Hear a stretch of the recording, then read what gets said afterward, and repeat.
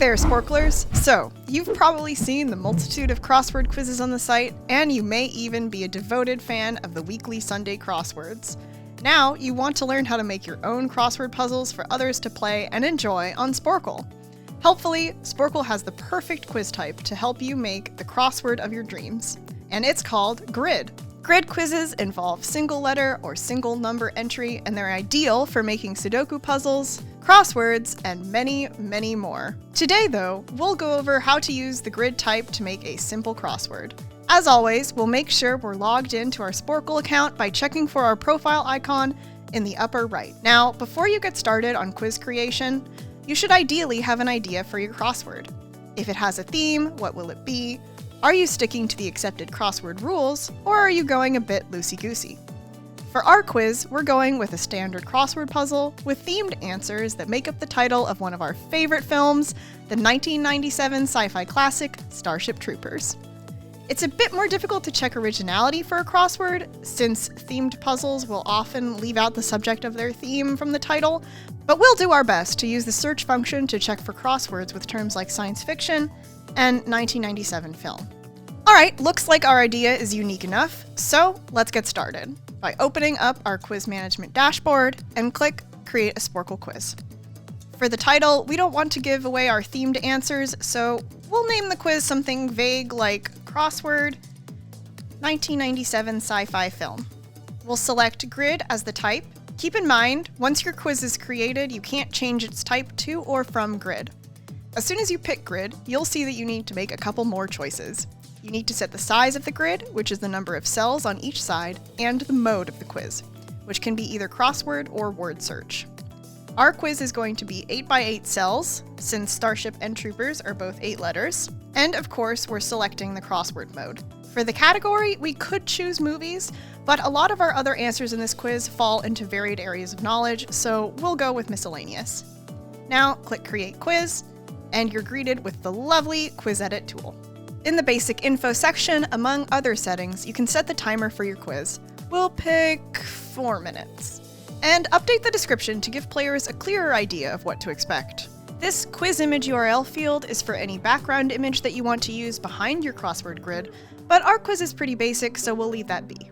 For the subcategories and tags, we'll make sure to add the crossword subcategory, the general knowledge subcategory, and the science fiction tag, so that players in the mood for crosswords can more easily find our quiz.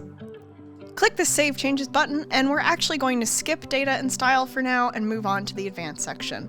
Here, we're double checking a couple settings that make a crossword a crossword. We want to make sure that Reveal Answers is set to Answer Entry.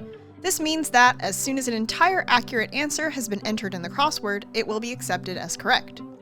Because we're making a crossword, we also need to make sure that Show Numbering and Hint Links is turned on. Looks like everything is as it should be here, so now we can move on to data and style and get down to the meat of the quiz. First off, some common crossword rules to keep in mind. Number 1, avoid 2-letter answers. Number 2, it's all about diagonal symmetry. And number 3, all parts of the grid should be reachable from each other, which in practice means that each cell is linked to both an across clue and a down clue. Now, these aren't hard and fast rules, so feel free to make your crossword however you like, but they will help to kind of standardize your quiz if that's what you're looking for. For our quiz, we want to make a crossword themed around the answers of Starship and Troopers, which are both 8 letters long. The input text feature is already on, so let's put those in central locations in the grid. As with other quiz types, we could use this import data function on the right to instead copy and paste our grid from a spreadsheet, but we'll enter everything directly in the tool this time. To add the blank space that you're accustomed to seeing in crosswords, select Toggle Cells next to Input Text, and click this button. It's currently set to Apply Tool Asymmetrically, but we want symmetry, so toggle it to Apply Tool Symmetrically. Again, for standard crosswords, it's all about diagonal symmetry, and there is no option for any other kind of symmetry. We'll click a few cells, and what this is doing is toggling whether or not that cell is an active answer space. If at any point as you're working you want a fresh start with a blank grid, you can open this grid design menu and click Reset.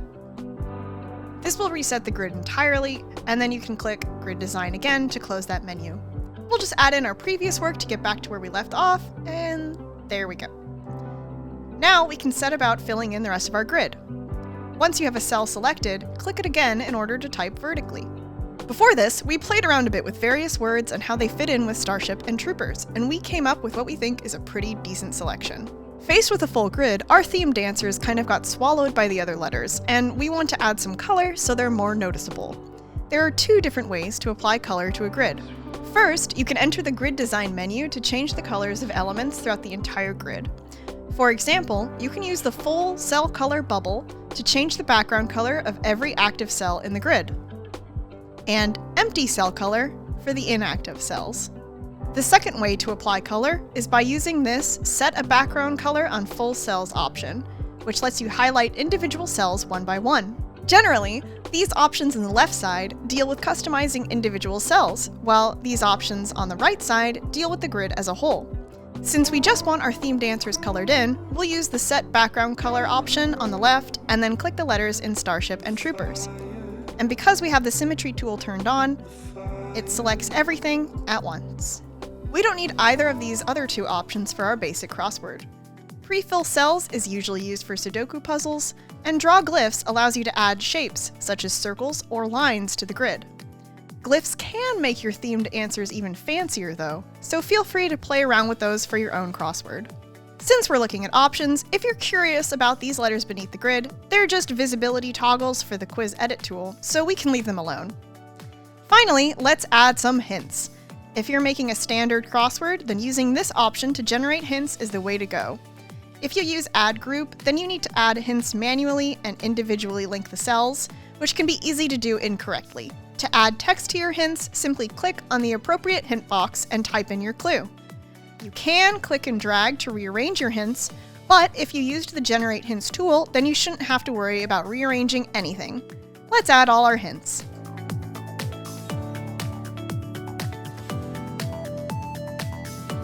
Once you've added your last hint, make sure to hit Enter or click outside the box before you select the Save Changes button so that the quiz saves correctly.